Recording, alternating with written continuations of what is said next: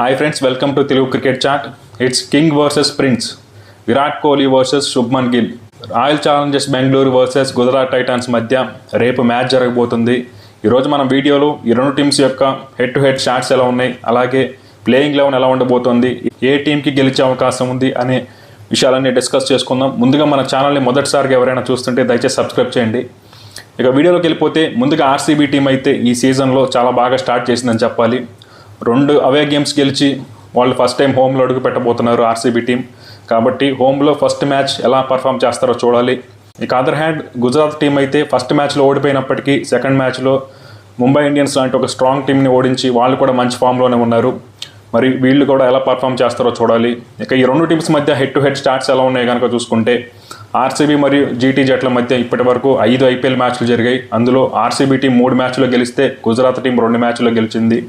కాబట్టి overall stats అయితే ఆర్సీబీకి అయితే ఫేవర్గా ఉన్నాయి. At the same time last year జరిగిన 2 మ్యాచ్లో కూడా ఆర్సీబీ టీమే గెలిచింది. కాబట్టి రీసెంట్ ఫామ్ కూడా ఆర్సీబీ వైపే ఉంది.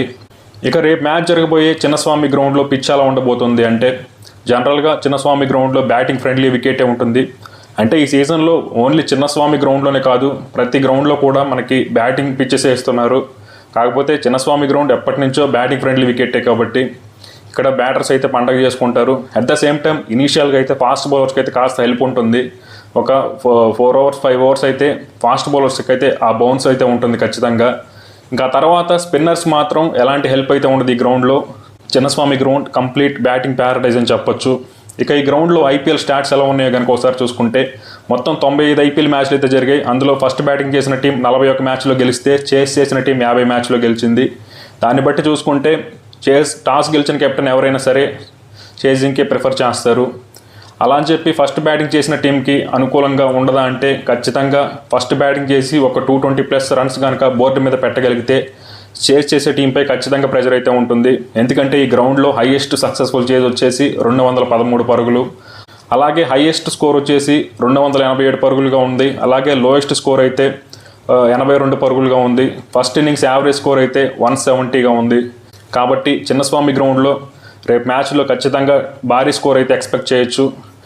ఇక అదేవిధంగా ఈ గ్రౌండ్లో ఆర్సీబీ స్టాట్స్ ఎలా ఉన్నాయో ఒకసారి చూసుకుంటే ఆర్సీబీ ఈ గ్రౌండ్లో ఇప్పటి వరకు 91 ఐపీఎల్ మ్యాచ్లు ఆడితే 43 మ్యాచ్లో గెలిచింది, 43 మ్యాచ్లో ఓడిపోయింది.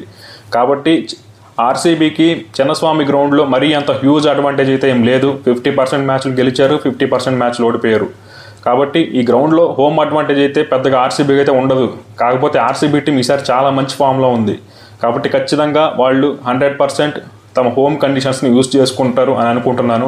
ఎందుకంటే ఈసారి ఐపీఎల్లో ఆర్సీబీ తమ గ్రౌండ్కి సరిపోయే ప్లేయర్స్నే ఆక్షన్లో కొనుక్కుంది, ప్లేయింగ్ 11 కూడా అలాగే తయారు చేసుకుంది. ఇక రేపు మ్యాచ్లో 2 జట్ల ప్లేయింగ్ 11 ఎలా ఉండబోతుంది, ఏమైనా చేంజెస్ ఉంటాయా అంటే ముందుగా ఆర్సీబీ టీం విషయానికి వస్తే ఆర్సీబీ టీంలో నాకు తెలిసి ఎలాంటి చేంజెస్ అయితే అవసరం లేదు. ఎందుకంటే లాస్ట్ మ్యాచ్లో అంతకుముందు మ్యాచ్లో వాళ్ళ ప్లేయర్స్ అందరూ చాలా బాగా పర్ఫామ్ చేశారు.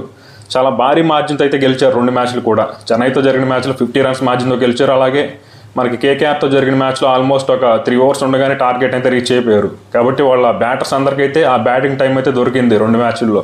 అలాగే బౌలర్స్ కూడా అందరూ మంచి ఫామ్లో ఉన్నారు. జోష్ హేజల్వుడ్ అయితే చాలా మంచి ఫామ్లో ఉన్నాడు. అలాగే భువనేశ్వర్ కుమార్ చాలా రోజుల తర్వాత క్రికెట్ ఆడుతూ కూడా లాస్ట్ మ్యాచ్లో చాలా బాగా పర్ఫామ్ చేశాడు.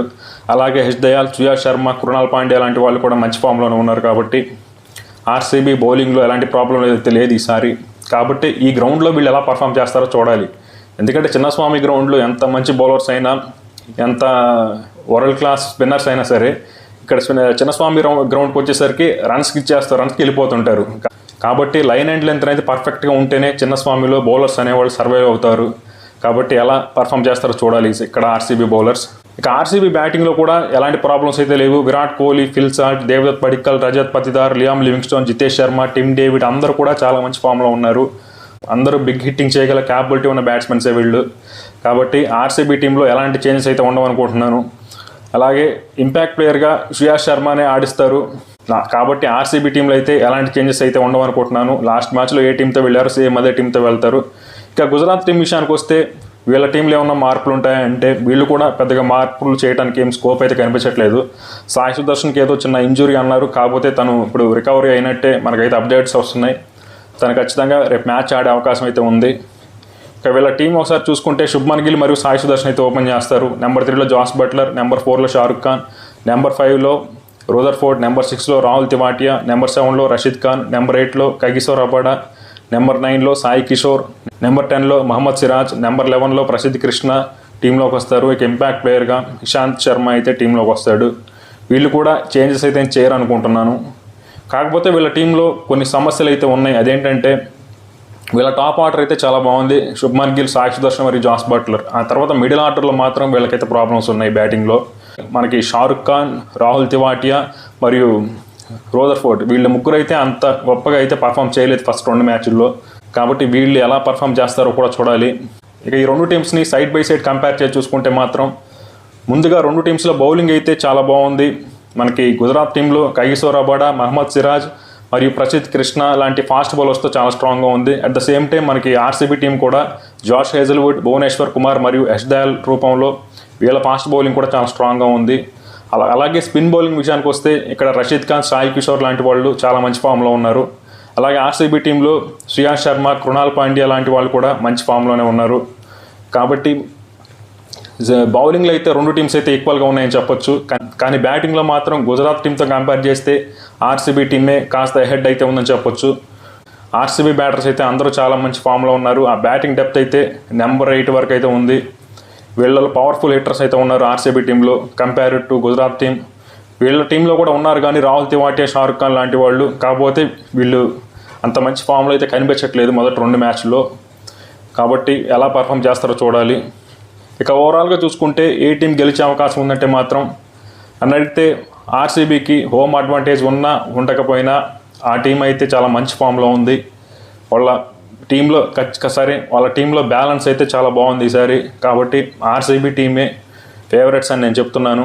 అలా అని చెప్పి గుజరాత్ టీంకి గెలిచే అవకాశం లేదా అంటే వాళ్ళ టాప్ ఆర్డర్లో ఎవరో ఒకరు ఒక భారీ ఇన్నింగ్స్ ఆడితే గుజరాత్ టీం కూడా గెలిచే అవకాశం అయితే ఉంది.